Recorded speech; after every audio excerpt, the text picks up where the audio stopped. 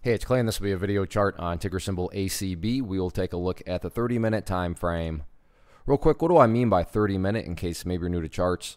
Instead of each one of these candlesticks here representing 1 day's worth of price action, which is what you would normally see, each one represents 30 minutes. So while this here may look like several days worth of time, it's actually today's price action broken down into 30-minute time slices. I like you this time frame that does a good job of telling the quote-unquote story of the price, and then just makes mapping out where levels of support and resistance a bit easier to see.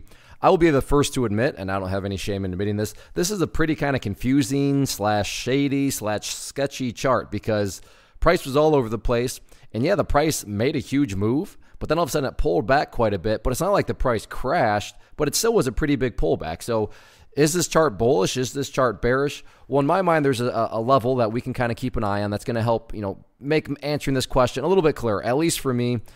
So we'll go with it and see how things play out. But the level that is going to be pretty revealing in my mind is right there at $5.50. Why is $5.50 kind of helpful in terms of trying to kind of cut through this gray and turn things more so black and white? Well, let's look at a couple different scenarios.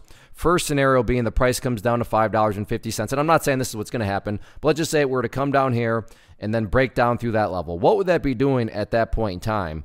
That would literally be putting the price right back inside of this range of the chart where it was when it was flirting with those lows. Again, going back to previous lows, not exactly a sign of true strength. I mean, going back, there needs to be some sort of progress. So on that note of progress, let's look at the other potential situation where the price comes down to $5.50. However, in this situation, behaves in that manner before starting to work its way back upwards. Now, what would you have here? Well, you'd have a set of lows right there.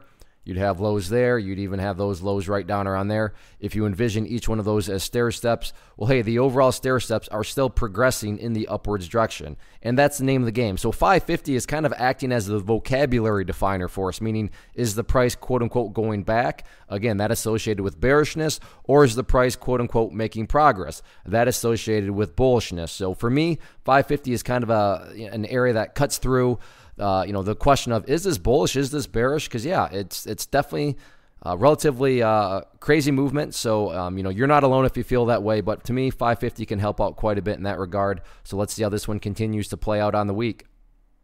One of the biggest questions I get is, hey Clay, how do you find the stocks that you trade? So what I've done is put together a free resource guide where I talk about the tools that I use to locate stocks that I find interesting and think may have potential. So if that sounds like something that could add value to you as a trader, then click on the image that is up on the screen right now and I will email you the guide. The guide itself is very short and to the point, and best part, it's completely free. Thanks for watching the video. Let me know if you have any questions.